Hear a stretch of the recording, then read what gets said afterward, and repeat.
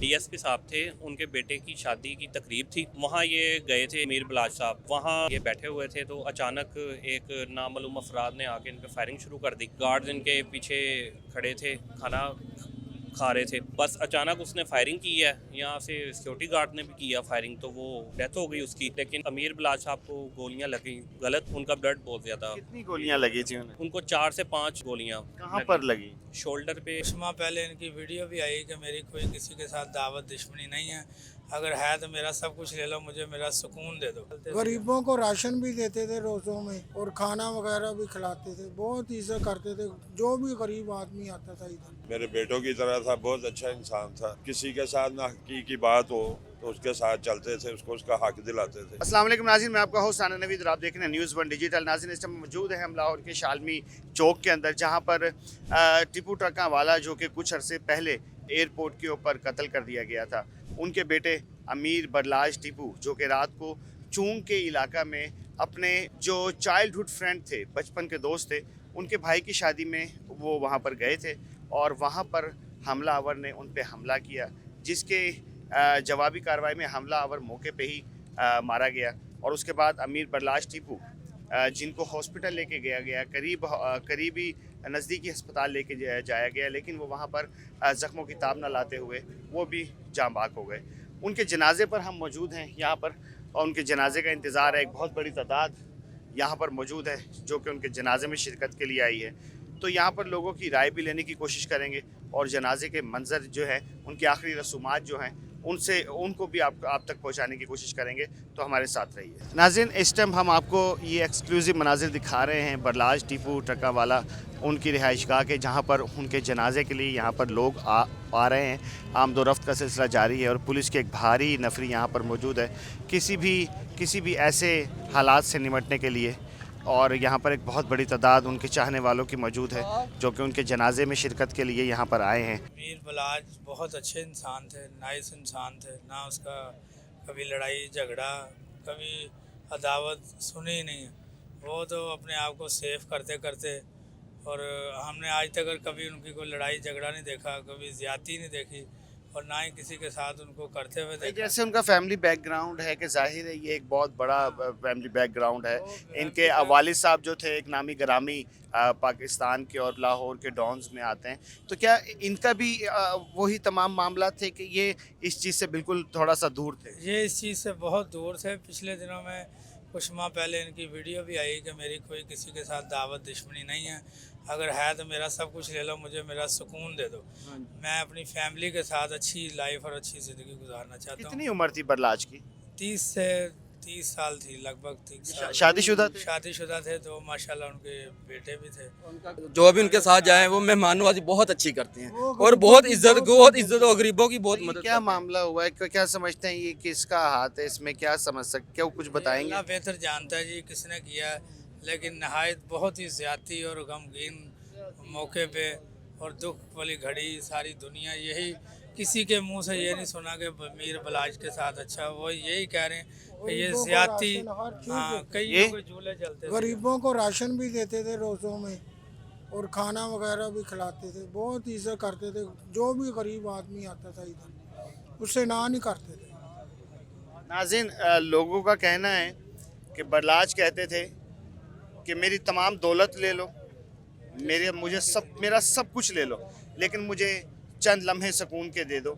मैं इन तमाम रंजिशों से दूर जाना चाहता हूँ, मैं इस खून खराबे से दूर जाना चाहता हूँ। लेकिन एक बात तो है कि बड़ों की मिसाल है कि दादा का किया पोते को भुगतना पड़ता है। ये लड़ाई झगड़े, ये खूनी रंजिशें होती ही ऐसी हैं कि जो बाद में भुगतनी पड़ती हैं।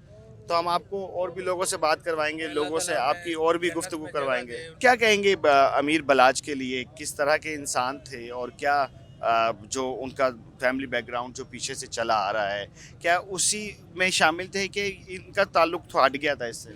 इनका ताल्लुक बहुत मुख्तलिफ था जी, नहायत नफीस इंसान थे, मेरे बेटों की तरह था, बहुत अच्छा इंसान था। समझ लें कि हम एक अच्छे इंसान से महरूम हो गए।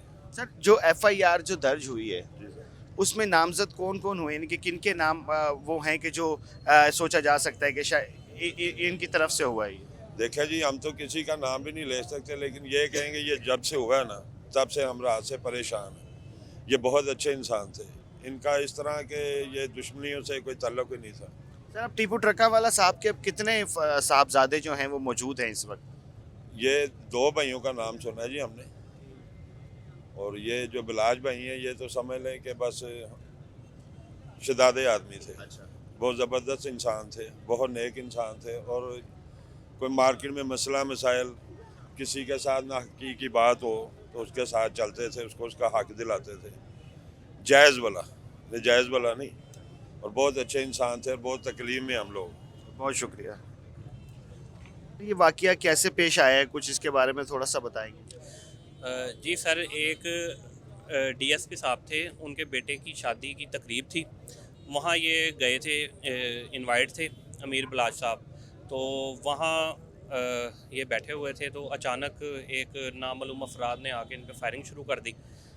गार्ड्स इनके पीछे खड़े थे, खाना खा रहे थे, तो बस अचानक उसने फायरिंग की है। यहाँ से सिक्योरिटी गार्ड ने भी किया फायरिंग, तो वो डेथ हो गई उसकी।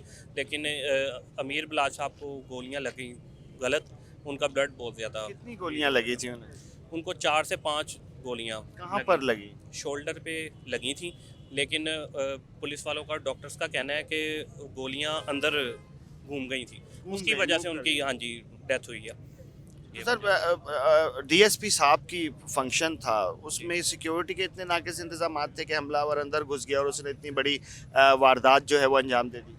जी बिल्कुल, सब इसी बात से कर रहे हैं, हैरान है कि ये कैसे हुआ।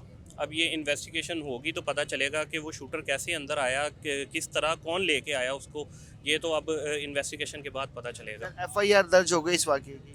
जी बिल्कुल। सर उसमें कौन कौन यानी किन किन को नामजद किया गया है जो एफआईआर के अंदर? नहीं, एफआईआर का तो नहीं अभी इतना पता, क्योंकि लीक नहीं हुई एफआईआर। अगर वो लीक होगी तो पता चलेगा कि उन्होंने नामजद किया कि नहीं किया किसी को भी।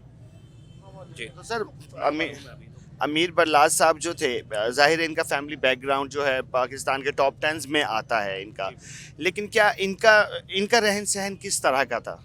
नहीं, ये बिल्कुल डिफरेंट थे, जो भी था पीछे, मतलब कि बैकग्राउंड आया, टॉप 10 में आते थे, लेकिन ये एक सुलझे हुए और पढ़े लिखे थे, ये सबको ही पता है।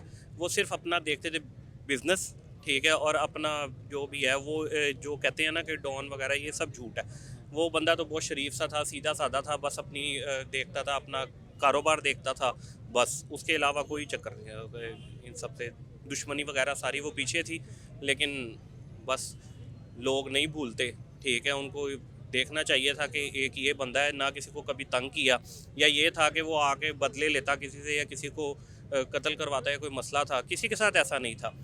लेकिन फिर भी गलत हुआ, ठीक है, क्योंकि बहुत अच्छा था लड़का, सबको पता है, इखलाक का भी बहुत अच्छा था, और मतलब कि किसी के साथ, हाँ जी, सबको पता है, किसी के साथ ना ज़्यादती की जब से आ गया था पाकिस्तान में, और ना ही कोई कहेगा कि भाईजान मेरे साथ इसने ये ज़्यादती की। सर कितना अरसा हुआ था पाकिस्तान आए इन्हें? मेरा ख्याल से 2-3 साल हो गए। 2011 में आए। 2011 में 2011 में आया, तो उससे पहले ये यानी कि फॉरेन कंट्री में ही रहे? वहीं पे रहे अपने वालिद साहब की डेथ से पहले। तो शादी भी इनकी वहीं पे हुई? नहीं, यहीं पे हुई है, लाहौर में। हाँ जी। तो वालिद साहब के यानी कि जो उनके साथ जो उनका मर्डर हुआ था, उसके बाद इनकी लाइफस्टाइल में क्या चेंजिंग आ गई थी? ये बहुत सुलझा हुआ पढ़ा लिखा लड़का था, इसका कोई ताल्लुक नहीं था इन चीज़ों से। बस अभी हर चीज़ प्री मैच्योर है, कबल वक्त है, ये तो बाद में पता चलेगा क्या हुआ है। बहुत शुक्रिया, थैंक यू।